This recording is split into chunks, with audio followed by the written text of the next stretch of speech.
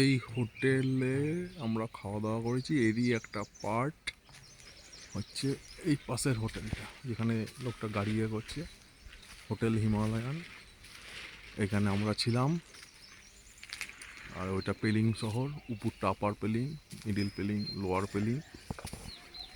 এখান থেকে একদম ঘরে বসে দেখা যায় কাঞ্চনজঙ্ঘা। এই মুহূর্তে মেঘে ঢেকে গেছে, প্রচুর বরফের পাহাড়।